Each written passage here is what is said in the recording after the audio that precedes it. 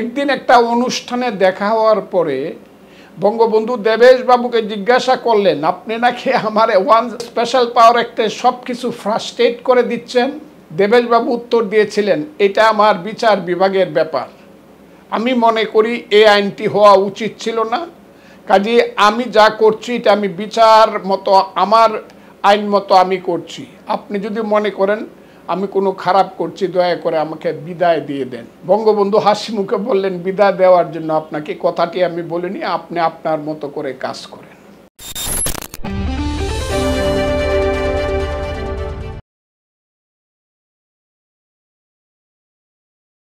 আমি খুব সুস্পষ্টভাবে বলছি, যারা বিচারপতি ছিলেন, আছেন, বিচারের আসনে যারা অধিষ্ঠিত, ব্যক্তিগতভাবে সবাইকে আমি সম্মান জানাই, সবাইকে আমি শ্রদ্ধা করি এবং তাদের রায়, তাদের কথা আমার কাছে শিরোধার্য।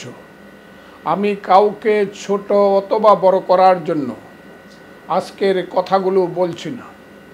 আমি আজকে ইতিহাসের কিছু কথা বলতে চাই।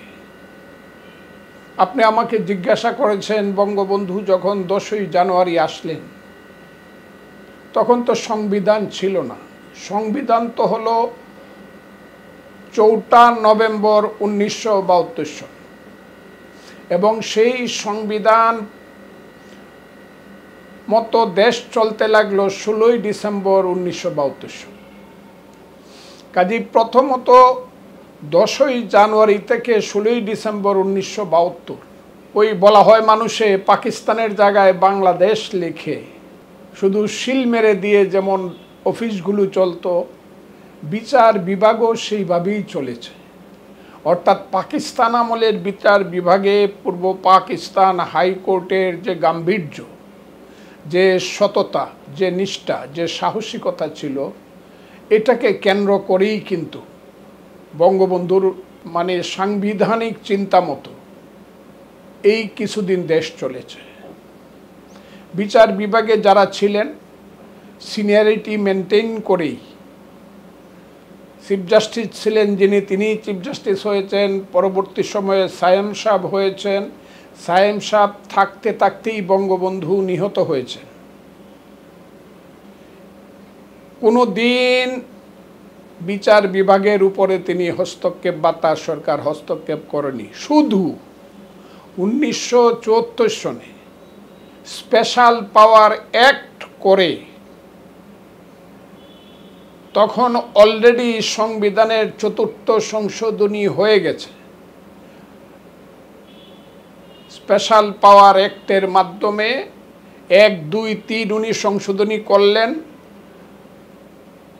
আর 4র্থ সংশোধনীর মাধ্যমে উনি স্পেশাল পাওয়ার অ্যাক্ট করলেন। এবং আজকে খুব সুস্পষ্টভাবে আমি বলতে চাই, এই স্পেশাল পাওয়ার অ্যাক্ট যে কারণে বঙ্গবন্ধু করেছিলেন, যা হয়েছিল নির্দিষ্টভাবে আইনের দৃষ্টিতে দেখলে বাংলাদেশের মুক্তিযুদ্ধের চেতনার সঙ্গে স্পেশাল পাওয়ার অ্যাক্টের চেতনাটা সাংগঠনিক ছিল।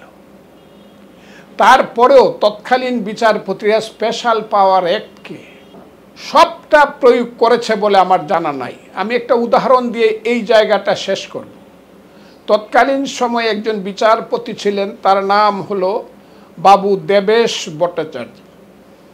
সেই বাবু দেবেশ ভট্টাচার্য যে কোনো রাজনৈতিক নেতাকর্মীর নামে স্পেশাল পাওয়ার অ্যাক্টের কোনো মামলা হওয়ার, তার কাছে আসার সঙ্গে সঙ্গেই জামিন দিয়ে দিতেন।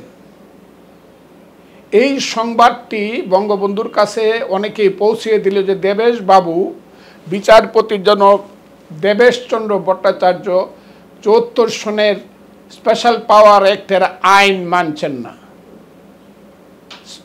দেবেশ বাবুর সঙ্গে বঙ্গবন্ধুর ব্যক্তিগত একটা সম্পর্ক ছিল, হয়তো বা বন্ধুত্বের, আমি যতটুকু শুনেছি। একদিন একটা অনুষ্ঠানে দেখা হওয়ার পরে বঙ্গবন্ধু দেবেশ বাবুকে জিজ্ঞাসা করলেন, আপনি নাকি আমার 1974 সনের স্পেশাল পাওয়ার অ্যাক্টে সব কিছু ফ্রাস্ট্রেট করে দিচ্ছেন। দেবেশ বাবু উত্তর দিয়েছিলেন, এটা আমার বিচার বিভাগের ব্যাপার। আমি মনে করি এই আইনটি হওয়া উচিত ছিল না। কাজে আমি যা করছি এটা আমি বিচার মতো, আমার আইন মতো আমি করছি। আপনি যদি মনে করেন আমি কোনো খারাপ করছি, দয়া করে আমাকে বিদায় দিয়ে দেন। বঙ্গবন্ধু হাসি মুখে বললেন, বিদায় দেওয়ার জন্য আপনাকে কথাটি আমি বলিনি, আপনি আপনার মতো করে কাজ করেন। এটা আমি শুনেছি, কারণ এটা দেখার মতো বা উপস্থিত থাকার মতো অবস্থা বা অবস্থান আমার ছিল না। পরবর্তী সময়ে মার্শাল ল এসেছে, সেখানেও যতদিন মার্শাল ল ছিল ততদিন সুপ্রিম কোর্ট হাইকোর্টের হাত বলতে গেলে বাধা ছিল, যখন যার সময়ে মার্শাল ল এসেছে। কিন্তু মার্শাল ল যখন উইথড্র হয়ে গেছে, তারপর থেকে কিন্তু হাইকোর্ট সুপ্রিম কোর্ট তার নির্দিষ্ট দায়িত্ব পালন করেছে। খুব বেশি সামরিক শাসকেরা হস্তক্ষেপ করতে পারেনি বা হস্তক্ষেপ করেনি। এমনকি এরশাদের সময় যে অষ্টম সংশোধনী হলো, যে অষ্টম সংশোধনীর মূল কথা ছিল বিভিন্ন জেলায় সুপ্রিম কোর্ট হাইকোর্টের বেঞ্চ বসবে। আমি আর সেই জেলাগুলোর নাম বললাম না, ডিভিশনগুলোতে। এবং সেটা নিয়ে একটা আন্দোলন হলো। সেই আন্দোলনের পরে এরশাদ যে এটা করেছিল তার বিরুদ্ধে একটা মামলা হলো। সেই মামলাকে বলা হয় অষ্টম সংশোধনীর বিরুদ্ধে মামলা। সেই মামলা এরশাদ ক্ষমতা থাকাকালীন সময়ে এরশাদের সেই আদেশ নির্দেশ সব কিছু বন্ডুল হয়ে যায় এবং অষ্টম সংশোধনী এরশাদ বাতিল করতে বাধ্য হয়। এতটুকু ক্ষমতা ছিল হাইকোর্ট এবং সুপ্রিম কোর্টের। এরশাদ চলে গেল। এরশাদ চলে যাওয়ার পরে ক্ষমতায় আসলেন ফেব্রুয়ারি মাসের 91 সনের ফেব্রুয়ারি মাসে ক্ষমতায় আসলেন দেশনেত্রী বেগম খালেদা জিয়ার নেতৃত্বের বিএনপি। আমি তাদের রাজনৈতিক কথা আজকে বলার জন্য বসি নাই, তাদের সময়ের বিচার বিভাগের কথাটি বলবো। বিচার বিভাগে এসে যখন নতুন বিচারপতি নেওয়ার প্রশ্ন আসলো, সেইখানে কিন্তু বিএনপি সরকার সঠিকভাবে সব বিচারপতি নেন নাই বা নিতে পারেন নাই। খুব ক্লিয়ার কথা, এইখানে দুইজনকে নেওয়া হয়। অন্যান্যদের মধ্যে প্রথমেই দুইজনকে নেওয়া হয়েছিল যারা দুইটা জেলার বিএনপির প্রেসিডেন্ট ছিলেন আগে। তবে তাদের যোগ্যতা সম্পর্কে পরবর্তী সময়ে কোনো প্রশ্ন ছিল না। এবং 91 থেকে 96 সন পর্যন্ত দেশনেত্রী বেগম খালেদা জিয়ার আমলে কিছু ব্যতিক্রম হয়েছে, এটা সত্য। আইনের ব্যাপারে, বিচার বিভাগপতি নিয়োগের ব্যাপারে ব্যতিক্রম কিছু অবশ্যই হয়েছে, এটা সত্য। কিন্তু এটা এমন না যেটা সাংঘাতিকভাবে সংবিধানকে কলুষিত করে কিছু। কারণ তৎকালীন সময়ে যিনি আইনমন্ত্রী ছিলেন অত্যন্ত জ্ঞানী, গুণী এবং ভালো মানুষ ছিলেন। এবং খালেদা জিয়ার একটা সাংঘাতিক গুণের কথা আমি বলবো, উনি প্রধানমন্ত্রী হওয়া সত্ত্বেও আওয়ামী লীগের রাজনীতিতে বিশ্বাস করে, বঙ্গবন্ধুর রাজনীতিতে বিশ্বাস করে এমন একজন মানুষ, যিনি শহীদ সার্জেন্ট জহুরুল হকের বড় ভাই, তার নাম জনাব আমিনুল হক। আমিনুল হককে কিন্তু তিনি অ্যাটর্নি জেনারেল রেখে দিয়েছিলেন। আর আমিনুল হককে অ্যাটর্নি জেনারেল রেখে দিয়েছিলেন। কাজে সেই সময়ও খুব বেশি ব্যতিক্রম বিএনপির আমলে হয়নি। এরপরে আসলো 1996 সনের 12 জুন বা পরবর্তী সময়ে 23শে জুনে আওয়ামী লীগের সরকার আসলো।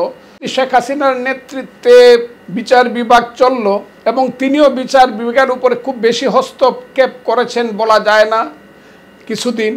কিন্তু বিচার বিভাগ যখন সঠিক কাজ করতে শুরু করলো, বিরোধী দলের লোকজনকে বেল দিতে শুরু করলো, তখন বিচার বিভাগ সম্পর্কে তিনি কিছু মন্তব্য করলেন, যে মন্তব্যের বিরুদ্ধে বিচার বিভাগ স্বপ্রণোদিত হয়ে তার বিরুদ্ধে রুল দিল। এবং তখন জনাব মাহমুদুল আমিন চৌধুরী ছিলেন চিফ জাস্টিস। সব কিছু মিলিয়ে টিলিয়ে তারা বলে দিলেন she is a wrong headed lady. তারপরেও কিন্তু শেখ হাসিনা তাদেরকে পরিবর্তন করতে পারলেন না বা তাদের উপরে এমন কিছু করতে পারলেন না যাতে বিচার বিভাগ ধ্বংস হয়ে যায়।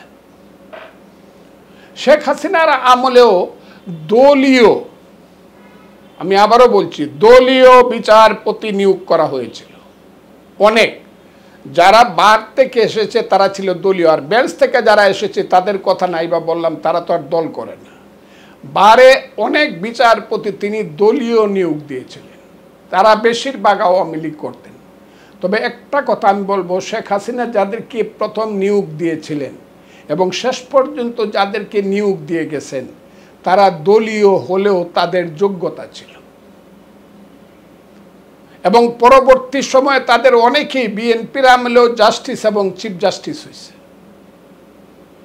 তাদের মধ্যে শেখ হাসিনা 96 সনে যাদেরকে জাস্টিস বানাইছিলেন আওয়ামী লীগের লোক, তাদের 3 জন কিন্তু পরবর্তী সময়ে চিফ জাস্টিস হয়েছে। আমি একটা 3টা নাম বলতে পারি। শেখ হাসিনার আমলে 3 জন লোক, জনাব আব্দুর রশিদ, উনি খুব বিখ্যাত কমিউনিস্ট নেতা ছিলেন, ময়মনসিংহ বাড়ি, কিছুদিন আগে মৃত্যুবরণ করেছে, আমি তাকে শ্রদ্ধা জানাই। জনাব রশিদের মতো বিচারপতি হাইকোর্টে আসবে না, উনি এপিলেট ডিভিশনে যেতে পারেন নাই বয়সের কারণে। এরপরে উনি নিয়োগ দিয়েছিলেন এসকে সিনহা, যিনি পরবর্তী সময়ে প্রধান বিচারপতি হয়েছিলেন।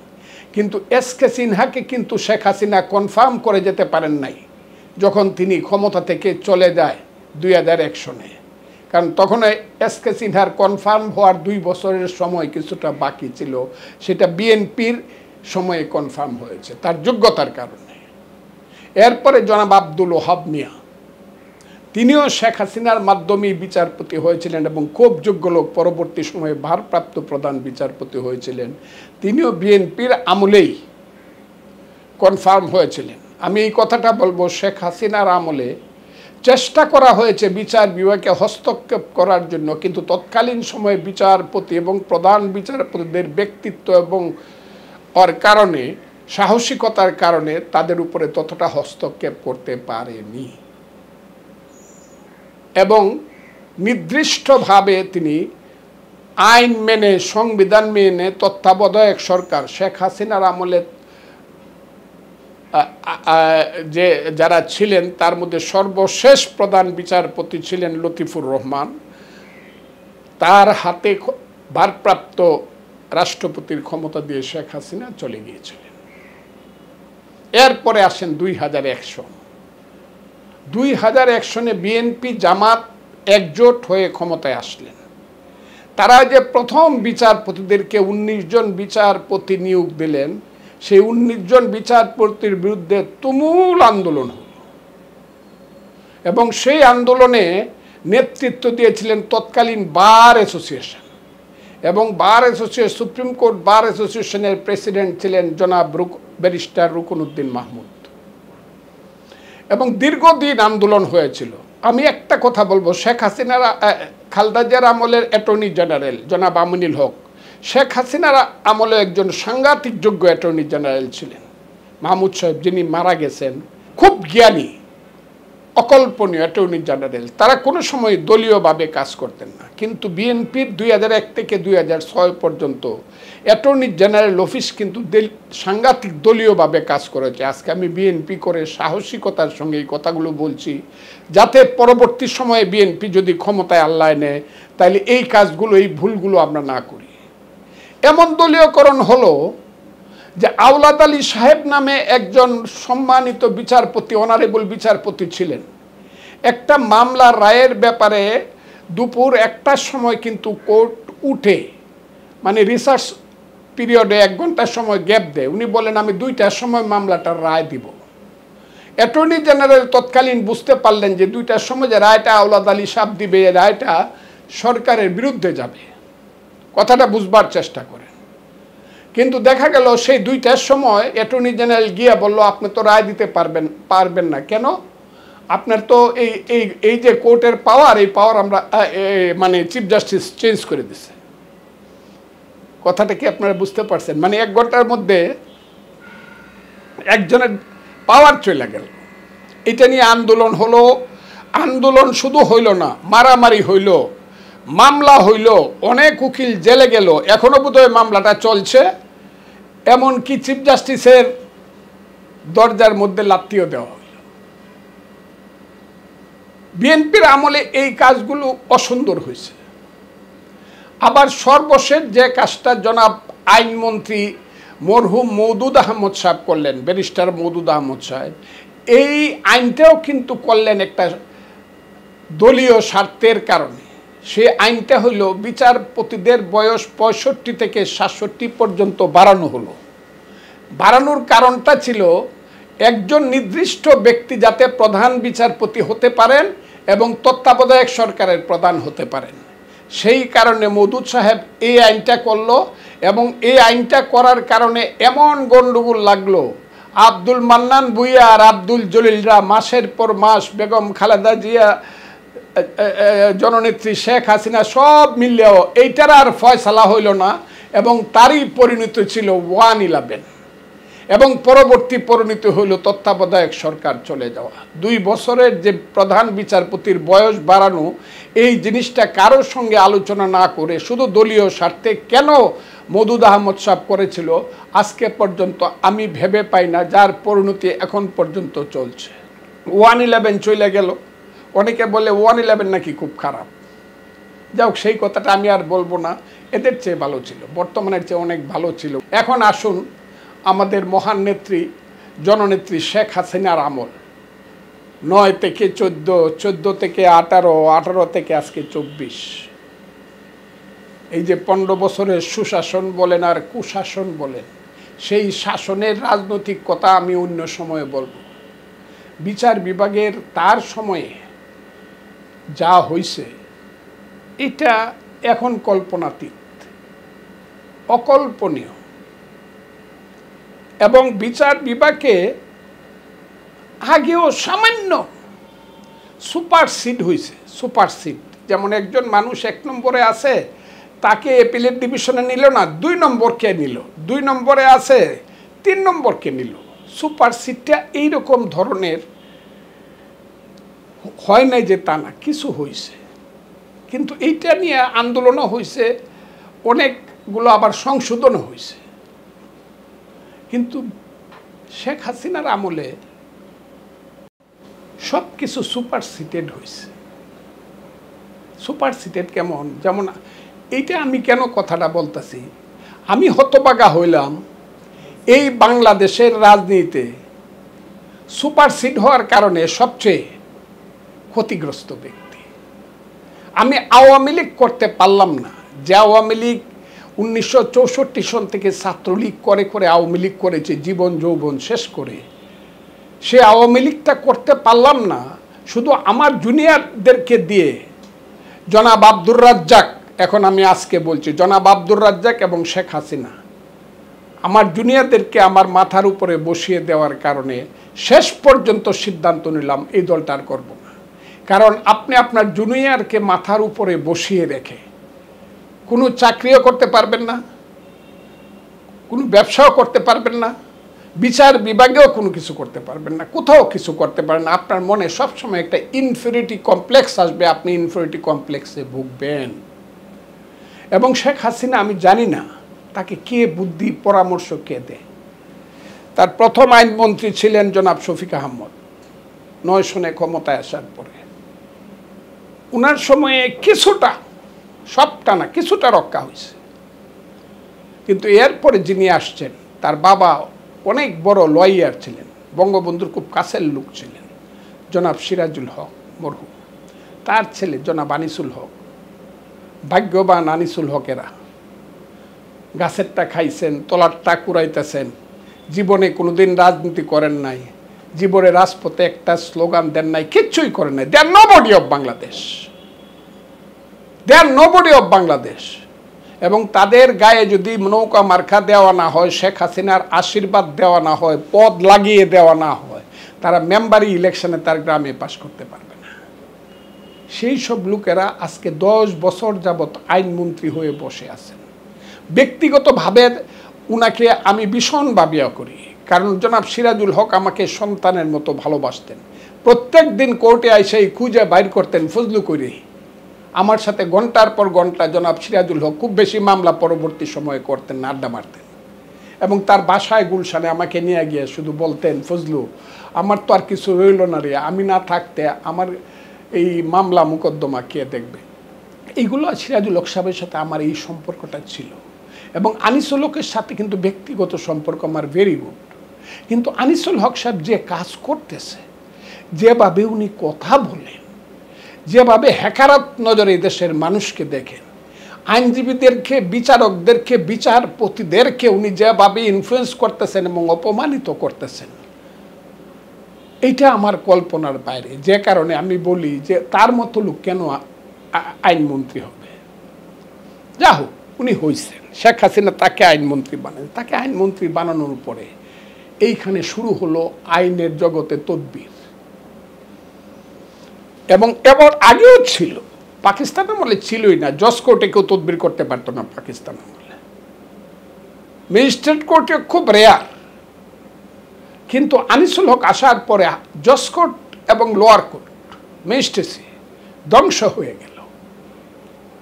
এবং আমি আরেকটা কথা বলবো, যাকে আমি ভীষণভাবে সম্মান করি, জনাব আব্দুল ওহাব মিয়া ভারপ্রাপ্ত বিচারপতি ছিলেন, বাংলাদেশের প্রধান বিচারপতি ছিলেন।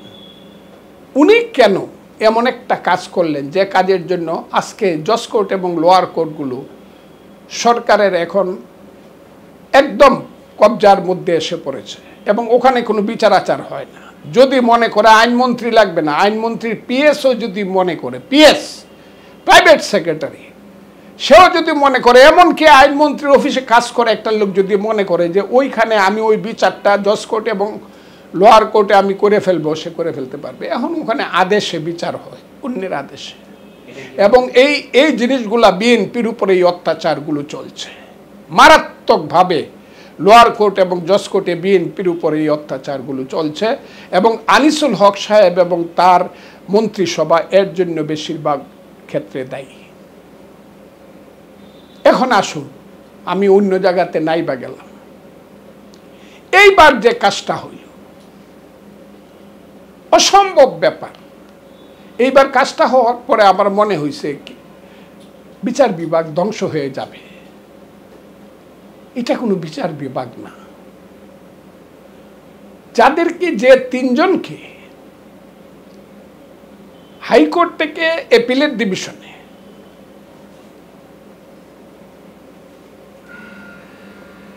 আমি এটা প্রমোশন বলবো না, অ্যাপিলেট ডিভিশনে যাদেরকে নিয়োগ দেওয়া হলো, এটা বেআইনি, এটা আমি বলবো না, কিন্তু বেআইনি না হইলেও এটা অবিচার, অন্যদের উপরে অবিচার হইল। আমি যে তিনজনকে নেওয়া হইল তাদের যোগ্যতার ব্যাপারে কোনো প্রশ্ন তোলার আমার সেই দৃষ্টতা নাই। আমি তাদের সবাইকে মাথার উপরে রেখেই রেসপেক্ট করি, সম্মান করলাম। তাদের যোগ্যতা সম্পর্কে আমি কোনো প্রশ্ন তুলব না। কিন্তু তাদেরকে যে নেওয়া হলো, তারাও তাদের সময়ে যোগ্যতা থাকলে অ্যাপিলেট ডিভিশনে যেতে পারতেন। কিন্তু যে তিনজনকে নেওয়া হলো, আমি আপনাকে একটা জিনিস খুব ক্লিয়ারলি দেখাবো। আমার বাসায় তো, বা আমার কাছে তো হাইকোর্টের কপি আছে, বাংলাদেশ সুপ্রিম কোর্টের যে কপি আছে, সেখানে সিরিয়ালটা আপনি দয়া করে দেখুন, তিনজন কাকে কাকে নিল।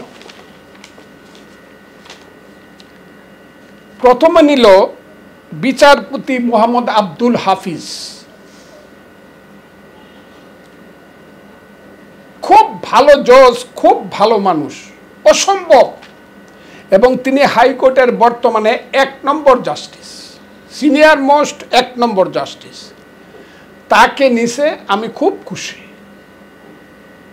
এবং আমি শেখ হাসিনাকে অভিনন্দন জানাই যে হাফিজকে নিছে, বা রাষ্ট্রপতি কে নিছে আমি জানি না, যাকেই দিকে সবাই না করবে আমি তো জানি না।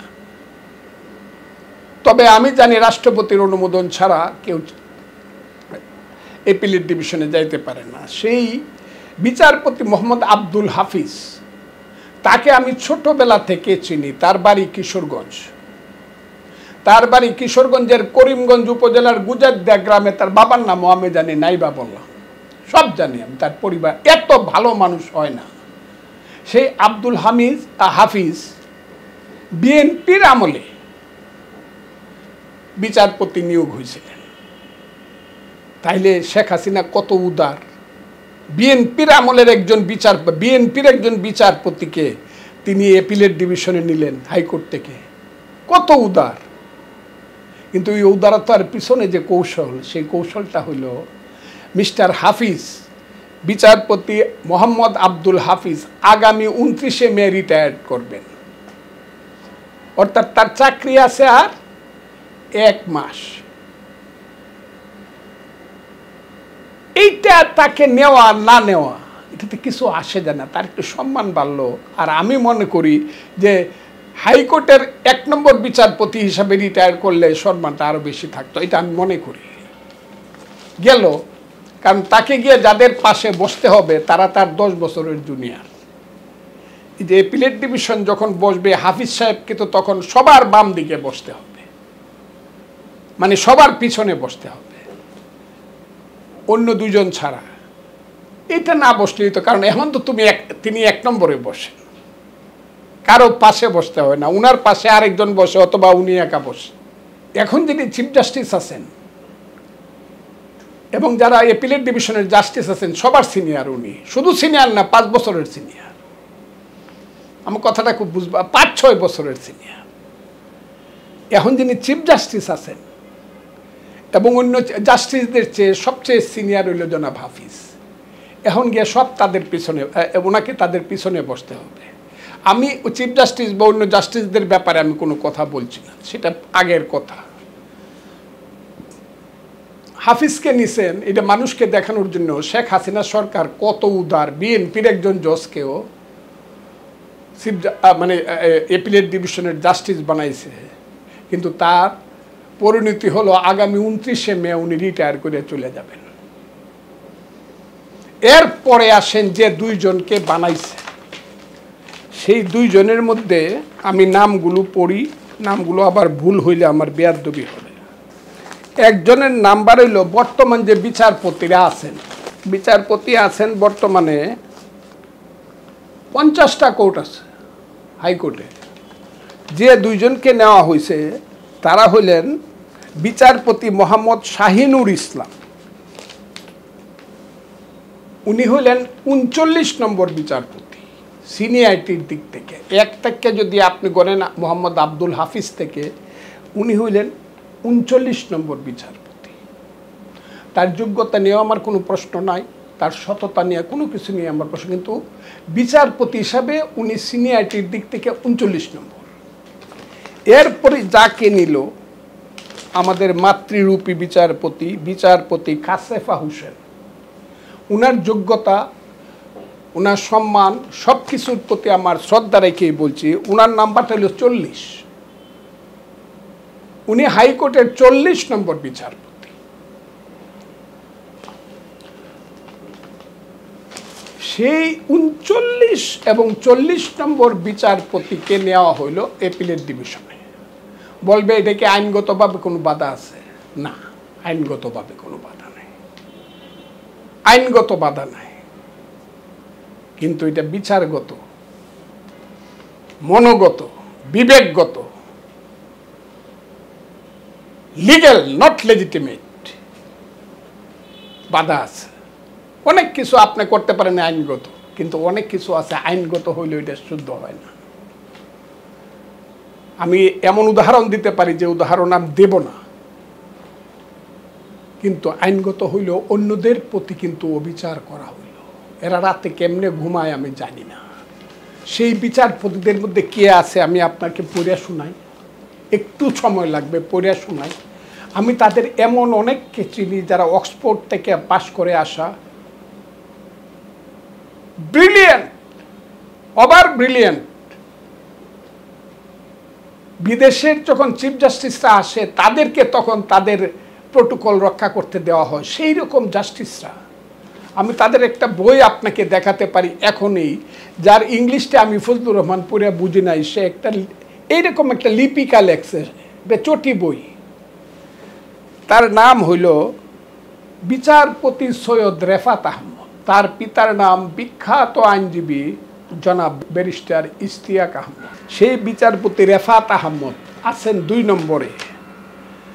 3 নম্বরে আছেন AK-M আসাদুজ্জামান, অনেক সিনিয়র বিচারপতি, না হলে তিনি আসে কেমনে। এরপরে আছেন বিচারপতি জনাব জুবায়ের রহমান চৌধুরী, ব্রিলিয়েন্ট জজ, অনেক বেশি লেখাপড়া জানা আমার জানা মতে। এরপরে আছেন বিচারপতি সৈয়দ মোহাম্মদ জিয়াউল করিম। খুব ভালো আইনজীবী ছিলেন এবং জজ হিসাবে তিনি নাম করেছেন। পরের যে নামটি আছে সেটা হলো বিচারপতি মোহাম্মদ রেজাউল হক। হাইকোর্টের মধ্যে যে 2-4 জন সবচেয়ে বেশি মামলা মোকদ্দমা বলতে গেলে করেন, যার কোর্টে করা হয়, এবং আইনজীবীদের না শুধু সবার খুব প্রিয়, তিনি বিচারপতি মোহাম্মদ রেজাউল হক। এরপরে আছেন আরেকজন বিচারপতি, তার নাম শেখ আব্দুল আউয়াল। বিচারপতি SM এমদাদুল হক, খুব করিতকর্মা এবং সুইফট ডিসিশন এবং জাজমেন্ট যিনি দেন, তার নাম হলো সৈয়দ মামনুন রহমান, তিনি। এবং এরপরে 10 নম্বরে আছে বিচারপতি ফারা মাহবুব, যার হাইকোর্টের বিচারপতি হওয়া সময়কালীন একটা বিতর্ক হয়েছিল, কিন্তু তার যোগ্যতা দিয়ে প্রমাণ করেছেন যে উনি অত্যন্ত যোগ্যতা সম্পন্ন একজন বিচারক। উনাকে যখন বিচারপতি হিসাবে বিএনপি সর্বশেষ নেয়, তখন কিন্তু অনেক প্রশ্ন আসছিল। উনি হলেন এক সময়ের জাতীয় পার্টির মহাসচিব ছিলেন নোয়াখালীর মাহবুব সাহেবের মেয়ে, কিন্তু উনি উনার যোগ্যতা দিয়ে প্রমাণ করছে ফারা Mahbub is Farah Mahbub, he is so competent জাজ। এই 10 জন বর্তমান হাইকোর্ট ডিভিশনের বিচারপতি, তারা বিএনপির আমলে 2001 সন থেকে পরবর্তী সময়ে তারা নিয়োগপ্রাপ্ত হয়েছিলেন বিচারক হিসাবে। কিন্তু খুব আশ্চর্যের ব্যাপার, শেখ হাসিনা 2009 সনে প্রধানমন্ত্রী হওয়ার পরে, আওয়ামী লীগ ক্ষমতায় আসার পরে আজ পর্যন্ত তারা নিজেরা যাদেরকে জজ নিয়োগ করেছেন, তাদের মধ্যে আওয়ামী লীগ নিয়োগপ্রাপ্ত জজদের মধ্যে, তাদের মধ্যে যারা অ্যাপিলেট ডিভিশনে গেছেন তো গেছেনই, কিন্তু এখন হাইকোর্ট ডিভিশনে 1 নম্বরে আছেন বিচারপতি নাইমা হায়দার।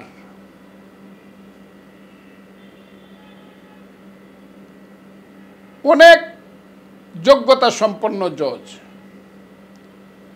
যদি মনে করা হয় বা যদি প্রয়োজন হয় অ্যাপিলেট ডিভিশনে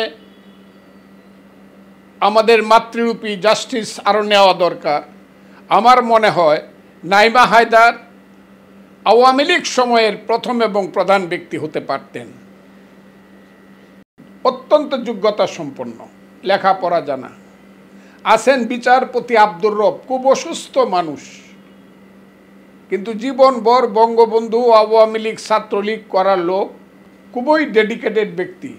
আছেন আরেকজন বিচারপতি শেখ মোহাম্মদ জাকির হোসেন, এখনকার ক্রিমিনাল বেঞ্চের অনেক মামলা মোকদ্দমা যার দায় দায়িত্ব তিনি খুব গুরুত্ব সহকারে বহন করেন।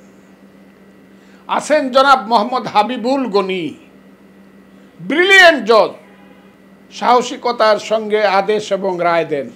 গোবিন্দচন্দ্র ঠাকুর, বিচারপতি গোবিন্দচন্দ্র ঠাকুর, বিচারপতি শেখ হাসান আরিফ, বিচারপতি JBM হাসান, এরা প্রত্যেকেই যার যার অবস্থানে এত যোগ্যতা সম্পন্ন যার তুলনা হয় না, তুলনাহীন যোগ্য ব্যক্তি সবাই। এরপরে আছেন সাহসী জজ, জীবনে রাজনীতি করেছেন, রাকসুর GS হয়েছেন, মাথা উঁচু করে কথা বলেন, আইনের বাইরে কোনো ধরনের সিদ্ধান্ত তিনি দেন না, কাউকে তিনি ভয় করেন না, সৎ সাহসিকতার সঙ্গে বিচার সম্পাদন করে যাচ্ছেন, যার বিচারপতি হওয়ার সময় অনেক বিতর্ক ছিল। আছেন আওয়ামী লীগের প্রিয় ব্যক্তিদের একজন, আওয়ামী লীগ করতে গিয়ে যাদের নামে অনেক বেশি কথা হয়েছে, সেই বিচারপতি মোহাম্মদ খসরুজ্জামান। আছেন বিচারপতি ফরিদ আহমদ, আরেকজন বর্তমানে খুব আলোচিত ব্যক্তি, যিনি সারা বাংলাদেশের দুর্নীতি দমনের মামলাগুলো করে সারা বাংলাদেশের মানুষের সামনে ধন্যবাদার্য হয়েছেন, বিচারপতি মোহাম্মদ নজরুল ইসলাম তালুকদার। খুব সুচিন্তিতভাবে যিনি বিচার বিভাগে দায়িত্ব পালন করছেন, মুক্তিযুদ্ধের সপক্ষের অনেক বেশি দায়িত্বশীল ব্যক্তি বিচারপতি মোহাম্মদ আকরাম হোসেন। জয় বাংলা স্লোগান দিতে দিতে যিনি গলা ফাটিয়েছেন, কিন্তু বিচারপতি হিসাবে অনেক যোগ্যতার অধিকারী, তিনি হলেন বিচারপতি মোহাম্মদ আশরাফুল কামাল। তিনিও একটু অসুস্থ। তার অনেক বই আছে পড়বার মতো, জানবার মতো এবং বুঝবার মতো, লেখাপড়া জানা মানুষ।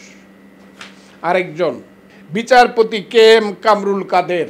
বংশানুক্রমিকভাবে যারা আইনজীবী পরিবার, যার বাবা সাবেক রাষ্ট্রপতি এবং প্রধান বিচারপতি জনাব শাহাবুদ্দিন সাহেবের বন্ধু ছিলেন জনাব কাদের সাহেব, তার সুসন্তান ব্যারিস্টার কামরুল কাদের দীর্ঘদিন যাবত রিট বেঞ্চ সামলাচ্ছেন অনেক যোগ্যতা সহকারে। এরপরে আছেন আরেকজন রাজনীতি করতে করতে, যিনি ছাত্র রাজনীতি থেকে এসে স্লোগান দিতে দিতে গলা ফাটিয়েছেন এবং বঙ্গবন্ধুর অনেক চিন্তায় ভাবনায়, বঙ্গবন্ধুর অনেক প্রিয় সন্তান বিচারপতি মুস্তফা জামান ইসলাম। আরেকজন বিচারপতি মোহাম্মদুল্লাহ। মুস্তফা জামান ইসলামের কোর্টে একদিনে শত শত মামলা নিষ্পত্তি করা হয়, যেটা আগের আমলে করা হইতো। সেই বিচারপতি আর আসবে কিনা আমি জানি না। আগের আমলে ছিল জনাব আব্দুর রশিদ, এস.কে. সিনহা, আব্দুল ওহাব মিয়া, শরীফুদ্দিন চাকলাদার, সেই শাহ মুমিনুর রহমান। এই বিচাররা আকার আসবে কিনা জানি না। আমি যাদের নাম বললাম তাদের যোগ্যতা ঠিক তেমনি। মুস্তফা জামান ইসলাম সুইফট মামলা করেন, কথার আগেই তিনি বুঝতে পারেন। বিচারপতি মোহাম্মদুল্লাহ, বিচারপতি মোহাম্মদ খুরশিদ আলম, অসুস্থ বিচারপতি, যিনি ঢাকার না সারা বাংলাদেশের শ্রেষ্ঠ ডিস্ট্রিক্ট জাজ ছিলেন, ঢাকারও ডিস্ট্রিক্ট জাজ ছিলেন, সিংহেরও ছিলেন, তিনি প্রধান জাজ ছিলেন, যিনি ডিস্ট্রিক্ট জাজ বিচারপতি শহীদুল করিম।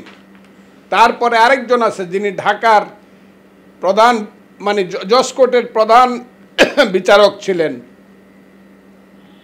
মোহাম্মদ জাহাঙ্গীর হোসেন। জ্ঞানে গুণে কিছুটা জুনিয়র হলেও অন্যদের চেয়ে অনেক বেশি জানেন এবং বুঝেন। আইনগতভাবে যিনি অত্যন্ত মনোযোগের সহিত বিচারের রায় দেন, বিচারপতি আবু তাহের মোহাম্মদ সাইফুর রহমান।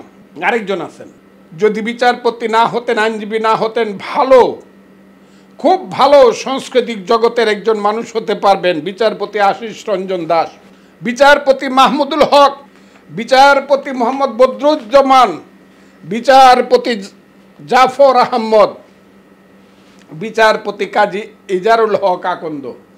প্রত্যেকের কোর্টে গেলেই মনে হয় রিয়েল বিচারপতিদের কোর্টে আসছি, বিচার পাওয়া যায়, এবং কেউ অযোগ্য কোনো ব্যক্তি নন। এদের সবার এপিলেট ডিভিশনে যাওয়ার মতো যোগ্য, সবার। প্রথম যে 10 জনের নাম আমি বললাম যারা বিএনপির আমলে নিয়োগপ্রাপ্ত, তাদের কথা বাদ দিলেও পরবর্তী যে 26 জনের কথা আমি বললাম, এদের প্রত্যেকেরই এপিল বিভাগে যাওয়ার এবং এপিল বিভাগ পরিচালনা করার মতো যোগ্যতা আছে, কিন্তু দুর্ভাগ্যজনকভাবে তাদের কাউকেই নেওয়া হয় নাই। নেওয়া হলো তাদের পরের যে 2 জন 39 এবং 40, যাদের যোগ্যতা নিয়ে আমি প্রশ্ন করছি না, কিন্তু তাদের সিরিয়াল নিয়ে, তাদের জ্যেষ্ঠতা নিয়ে আমি প্রশ্ন অবশ্যই রাখবো। কারণ জ্যেষ্ঠতার লঙ্ঘন যে কত বড় ক্ষতি করে সেটা আমি জানি। সেটা একটা কথা খুব ক্লিয়ারলি বলি, একটা জ্যেষ্ঠতা লঙ্ঘনের দায়ে ভারতবর্ষ ভেঙে গেল, ভারতবর্ষ ভেঙে ইন্ডিয়া এবং পাকিস্তান হয়ে গেল, ভারতবর্ষ ভেঙে হিন্দুস্তান এবং পাকিস্তান হয়ে গেল একটা জ্যেষ্ঠতা ভাঙ্গার ফলে। এই গল্পটি আমি কোনো গল্প হিসাবে বলছি না, ইতিহাস হিসাবে বলছি। 1921-22 সনে প্রথম মহাযুদ্ধের পরে যখন ভারতবর্ষে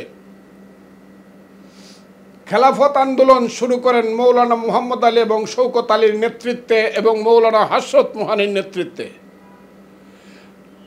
তখন মহাত্মা গান্ধী দক্ষিণ এশিয়া থেকে এসে যোগ দিলেন তাদের সঙ্গে অসহযোগ আন্দোলনের কথা বলে। সেই মহাত্মা গান্ধীর সঙ্গে মৌলানা মুহাম্মদ আলী, শওকত আলীরা যখন আন্দোলনের খেলাফত এবং অসহযোগ আন্দোলনের কমিটি ঘোষণা করলো, নাম লিখতে গিয়ে নাম লেখলো Maulana Muhammad Ali convener, Shaukat Ali joint convener, Maulana Hasrat Mohani member secretary এবং 1 নম্বর সদস্যের নাম MK গান্ধী, মোহনদাস করমচাঁদ গান্ধী। 2 নম্বর সদস্যের নাম হলো MA জিন্না, মোহাম্মদ আলী জিন্না। বলার সঙ্গে সঙ্গে মোহাম্মদ আলী জিন্না দাঁড়িয়ে বললেন যে আমি এই মিটিংয়ে থাকবো না। কেন? বললো আমার নাম 1 নম্বরে আসবে, গান্ধীর উপরে আসবে। কেন আসবে? বললো গান্ধী রাজনীতিতে আমার চেয়ে অনেক জুনিয়র। 1909 সনে যে নির্বাচন, প্রথম ভারতবর্ষে পার্লামেন্ট ইলেকশন হয়েছে, তখনকার মতো করে সেই ইলেকশনে মোহাম্মদ আলী জিন্না বোম্বে প্রেসিডেন্সি থেকে প্রথম পার্লামেন্ট মেম্বার হয়। আরও মেম্বার হয়েছিল সেই দাদাভাই নৌরুজিরা, আরও অনেকেই হয়েছিল। মোহাম্মদ আলী জিন্না দাবি করলো আমি যখন পার্লামেন্ট মেম্বার তখন দক্ষিণ আফ্রিকাতে MK গান্ধী চাকরি করে, সাধারণ আন্দোলন করে, কাজে সে আমার জুনিয়র, তার নিচে আমার নাম থাকবে না। কিন্তু মৌলানা মুহাম্মদ আলী এই কথা রাখলেন না বলে মিটিং থেকে জিন্না বেরিয়ে গেলেন এবং কংগ্রেস ছাড়লেন। 7 বছর পরে তিনি মুসলিম লীগের, ভারতীয় মুসলিম লীগের মেম্বার হলেন এবং লন্ডনে চলে গেলেন। সেখান থেকে এসে 1937 সনে ইস্পাহানির হাত থেকে মুসলিম লীগের দায়িত্ব গ্রহণ করলেন এবং মুসলিম লীগের সভাপতি হলেন এবং 14 দফা আন্দোলনের মাধ্যমে ঘোষণা করলেন হিন্দু মুসলমান 2 জাত, কাজে হিন্দু এবং মুসলমান ভারতবর্ষে একসাথে থাকতে পারে না। কংগ্রেস যখন স্লোগান দিল কুইট ইন্ডিয়া, মহাত্মা গান্ধী, তখন মোহাম্মদ আলী জিন্না স্লোগান দিল ডিভাইড অ্যান্ড কুইট ইন্ডিয়া, আগে ভাগ করো তারপরে ভারত ছাড়ো। এই যে সিনিয়রিটির দ্বন্দ্ব, সেই সিনিয়রিটির দ্বন্দ্বে ভারতবর্ষ পর্যন্ত ভাগ হয়ে গেল। আমি কথাটি এই কারণে বলছি যে আজকে এই কোর্টে যা হয়েছে সেই কারণে হয়তোবা তার কোনো প্রতিক্রিয়া কতটুকু হবে আমি জানি না, নাও হতে পারে। কিন্তু এই যে সিনিয়রিটি এইভাবে অবদমিত করতে করতে, জ্যেষ্ঠতাকে অবমূল্যায়ন করতে করতে সুপ্রিম কোর্ট, হাইকোর্ট এমন এক জায়গায় যাবে যখন সেইখানে বিচার বলতে কোনো জিনিস থাকবে না। আমি মনে করি সুপ্রিম কোর্টের যে 36 জন মানুষের, যে 39 জন মানুষের নাম আমি বললাম, তারা যদি মহামানব এবং অতিমানব হয়ে থাকে, তাদের মধ্যে কোনো ধরনের রিঅ্যাকশন নাও হতে পারে, কিন্তু তাদের মধ্যে যদি মানবিক গুণাবলী থাকে তাহলে তাদের মধ্যে প্রশ্নটি অবশ্যই সারাক্ষণ সর্বক্ষণ তাদেরকে কুরে কুরে খাবে যে আমার চেয়ে যিনি 40 সিরিয়াল নিচের ব্যক্তি, তিনি অ্যাপিলেট ডিভিশনে চলে গেলেন আর আমি হাইকোর্টে রয়ে গেলাম, আমার কাজের কোনো দাম হলো না, আমার কোনো প্রমোশন হলো না। এবং হাইকোর্ট এবং সুপ্রিম কোর্ট মিলিয়ে যদি কোনো মিটিং ডাকা হয়, ঐক্যবদ্ধ মিটিং, সেখানে গিয়া আমার 40 সিরিয়াল জুনিয়রের পিছনে আমাকে বসতে হবে, তার মনে অবশ্যই তার মনে আঘাত লাগবে। আরেকটা কথা কেউ স্পষ্টভাবে বলে, আমরা বলি বিচার বিভাগ, সর্বোচ্চ বিচার বিভাগেই যদি সিনিয়রিটির এই ধরনের অপমান হয় তাহলে সারা বাংলাদেশে অবস্থা কি হবে তা বুঝবার ব্যাপার। আমি আজকে এই কথাগুলো বললাম কাউকে ছোট বা বড় করার জন্য নয়, বাংলাদেশে যা চলছে তার নগ্ন রূপটা মানুষের কাছে প্রকাশ করার জন্য। যখন অনেকের এই কথা বলা দরকার ছিল, কেউ যখন কথা বলে না, আমার মতো একজন সাধারণ মানুষ, যেহেতু আমি মুক্তিযুদ্ধ করেছিলাম এবং এই দেশটাকে আমি একটা সুন্দর দেশ হিসাবে দেখতে চেয়েছিলাম, এই দেশটাকে আমি একটা আইনের দেশ, সুশাসনের দেশ হিসাবে দেখতে চেয়েছিলাম, এই দেশটাকে আমি একটা সুবিচারের দেশ হিসাবে দেখতে চেয়েছিলাম, কাজে আমার বিবেকের দংশন থেকে সুপ্রিম কোর্ট, হাইকোর্টে যে অবিচারটি হয়ে গেল ইদানিংকালে, তার ব্যাপারে আমি কিছু কথা বললাম। এতে যদি কারো মনে কোনো কষ্ট হয়ে থাকে আমি ক্ষমা প্রার্থী, কিন্তু আমি বিশ্বাস করি আমি বিচার বিভাগের অপমান হতে পারে এই ধরনের কোনো কথা আমি বলি নাই এবং কোনোদিনই বলবো না।